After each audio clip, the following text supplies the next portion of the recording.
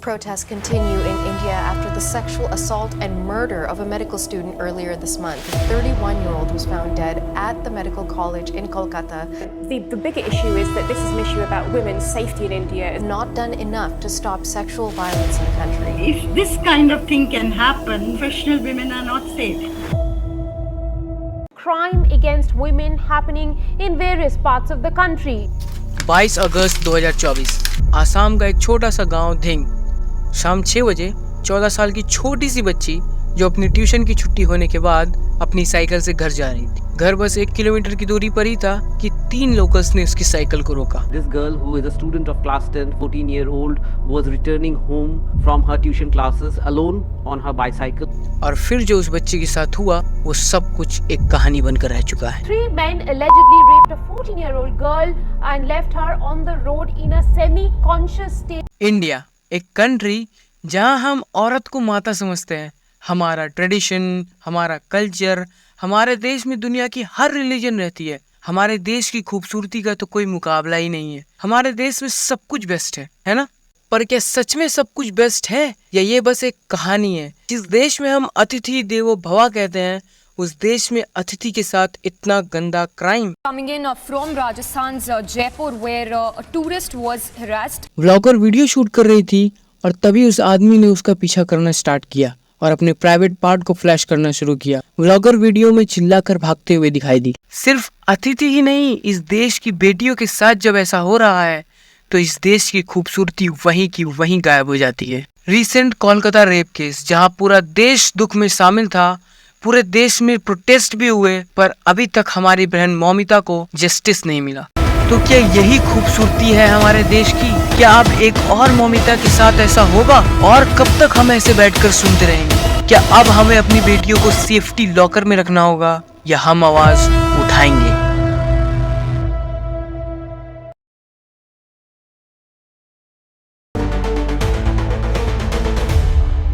हर दिन हर रात एक सवाल जो हर पिता, हर भाई, हर बेटे को परेशान करता है। क्या हमारी माँ, बहनें और बेटियां सच में सेफ हैं? और अगर हाँ, तो ये सब क्या है? क्या हो रहा है हमारे देश में?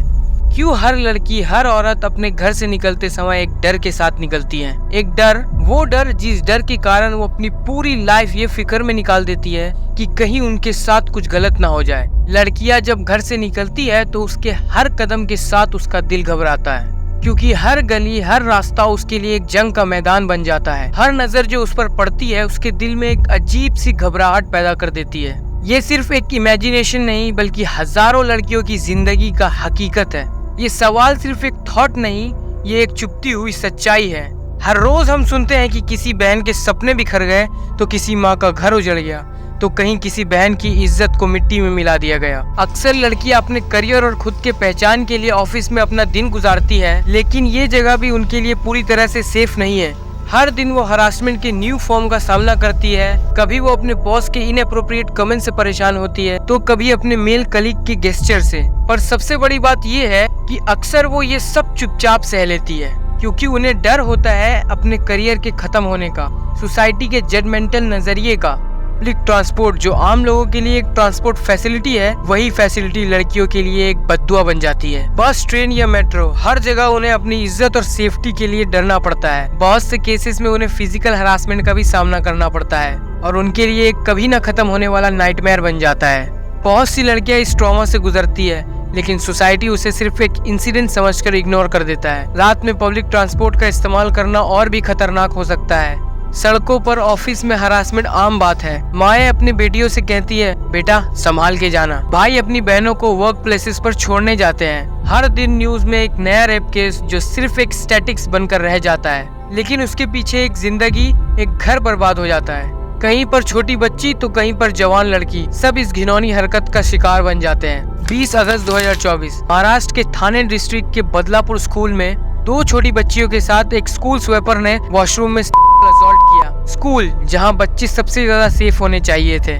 स्कूल प्रिंसिपल ने 14 अगस्त को इंसिडेंट की इन्फॉर्मेशन मैनेजमेंट को दे दी, लेकिन 2 दिन तक पेरेंट्स को कुछ नहीं बताया गया। ऐसे बहुत से केसेस हैं जिनके बारे में हमें पता भी नहीं है। 89% ऑफ रेप आपके आसपास के लोगों के द्वारा किया जाता है, जिन पर आपको बहुत भरोसा होता है, वो कोई रिलेटिव हो या कोई फैमिली फ्रेंड। और सबसे गौर करने वाली बात ये है कि आपको ध्यान रखना है कि बाहर वालों से बचने से पहले आपको अंदर वालों से बचना होगा। सोसाइटी तो बस एक मोमेंट के लिए हिलाव करता है, लेकिन वो लड़की पूरी जिंदगी इस ट्रॉमा के साथ जीती है। इंडिया में लॉस तो बहुत है, पर उनका इम्प्लीमेंटेशन अक्सर वीक होता है। अक्सर रेप और हरासमेंट के केस में लड़कियां जस्टिस के लिए तड़पती रहती है, कभी पुलिस के इनडिफरेंट एटीट्यूड के कारण तो कभी सोसाइटी के प्रेशर के कारण वो अपनी आवाज को दबाने पर मजबूर हो जाती है। बहुत से केसेस में जस्टिस मिलने में इतना समय लग जाता है कि विक्टिम का विश्वास ही टूट जाता है। लॉ का डर जो क्रिमिनल्स को लगना चाहिए वो अक्सर विक्टिम्स को लगता है। पर ये आंखों से देखा गया डर सिर्फ एक इंडिविजुअल की कहानी नहीं है, ये हमारी पूरे समाज की कहानी है। ये सिस्टम की कहानी है जो अपनी माँ, बहनें और बेटियों को सेफ्टी देने में नाकाम है। लेकिन ये कहानी यहाँ खत्म नहीं होती। ये कहानी तब खत्म होगी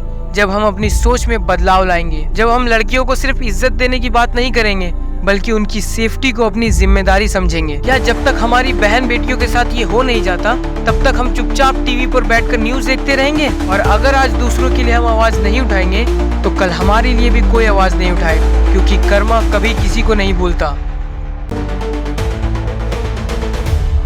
रेप एक ऐसा क्राइम जो सिर्फ और सिर्फ राक्षस ही कर सकते हैं। इस क्राइम की एक ही सजा होनी चाहिए, सिर्फ और सिर्फ मौत। इस डॉक्यूमेंट्री के थ्रू मैं 2 मैसेज देना चाहता हूँ। मैसेज जो शायद रेप केसेस में कुछ बदलाव लाए, एक मैसेज जो शायद हमारी देश की बहनों को बचा सके। मेरा पहला मैसेज है लड़कों के लिए। पहले तो मुझे ये बताओ कि क्या हम इतने कमजोर हो गए हैं कि हम अपनी बहनों की रक्षा नहीं कर पा रहे हैं? हम इतने कायर हो गए हैं कि ऐसे क्राइम को होते देख हम उसे इग्नोर कर देते हैं। मोस्ट ऑफ द केसेस में लोग इसलिए इग्नोर करके भागते हैं कि यार अपना मैटर थोड़ी है, चल छोड़, हम क्यों अपना दीवार में सर मारे। आप दीवार में अपना सर मत मारिए, लेकिन ये याद रखना, अगर ये क्राइम कम नहीं हुआ तो आपके घर की बारी भी आई, क्योंकि कर्मा कभी अपना रास्ता नहीं भूलता। स्टेप 1, रिस्पेक्ट और कॉन्सेंट का समाज। ऐसा समाज कि हर इंसान अपने फैसले का अधिकारी है, चाहे वो लड़का हो या लड़की। कॉन्सेंट का मतलब है पूरी मर्जी और बिना किसी दबाव के हाँ कहना। और अगर ये हाँ नहीं है तो ये ना है। कोई मतलब नहीं, कोई कंडीशन नहीं। हर लड़की के फैसले की इज्जत करो, उसके शब्द को समझो और उसके डिसीजन का सम्मान करो। स्टेप 2, सबसे जरूरी स्टेप है एजुकेट और केपेबल बनाना। अपनी बहनों को केपेबल बनाओ, उनको सिखाओ कि अपनी आवाज उठाना उनका हक है। मेरा दूसरा मैसेज है लड़कियों के लिए। पहले तो मुझे ये बताओ कि क्या तुम इतनी कमजोर हो कि अपने आप को भी सेफ नहीं रख पा रही हो? गौर करने वाली बात ये है कि बहुत सी लड़कियां ये सोचती है मैं तो लड़की हूँ, मुझे क्या जरूरत है सेल्फ डिफेंस सीखने की। तो मैं आप लोगों के डाउट को क्लियर कर दूं कि सेल्फ डिफेंस सबसे ज्यादा आप लोगों के लिए इम्पोर्टेंट है। सेल्फ डिफेंस सीखना क्यों जरूरी है ये मैं बताता हूँ। क्योंकि जब ये क्राइम तुम्हारे साथ होने वाला होगा तो वहाँ तुम्हारी सेफ्टी के लिए कोई नहीं होगा, ना तुम्हारा भाई होगा और ना ही तुम्हें कोई बचाने वाला होगा। सिर्फ और सिर्फ आप ही अपने आप को वहाँ प्रोटेक्ट कर सकती हो। आप जब सेफ बच जाओगे उस क्राइम के होने से, तभी हम लोग प्रोटेस्ट, FIR ये सारी चीजें कर पाएंगे। क्योंकि हम अब एक और मौमिता खोना नहीं चाहते। अपने साथ सेफ्टी टूल रखो, पेपर स्प्रे या पेन। उस सिचुएशन में ये सारी इक्विपमेंट्स तुम्हारी हेल्प करेंगे। Unity is power. एक देश मतलब एक घर, एक घर मतलब एक घर में रहने वाले सारे लोग फैमिली मेंबर। और जब तक इस देश की एक भी बेटी अनसेफ है, एक लड़ाई जो आजादी की लड़ाई हो, एक लड़ाई जो देश की हर बेटी, बहन और माँ को बचाने की लड़ाई हो, अब हाथ उठाना होगा उनके लिए जिनसे हम प्यार करते हैं। तो अब लड़ाई करने की बारी हमारी है। तो हेलो गाइस, आप लोगों ने यहाँ तक वीडियो देखी उसके लिए थैंक यू वेरी मच। मेरी वीडियो थोड़ी लेट हो गई क्योंकि मैं एक बड़े डॉक्यूमेंट्री पे काम कर रहा हूँ और मुझे लगा कि शायद आप लोगों का इंटरेस्ट खत्म ना हो, इसलिए आप लोगों को जगाने के लिए ये वीडियो मैंने तैयार की। So thank you so much again and see you all in my next documentary.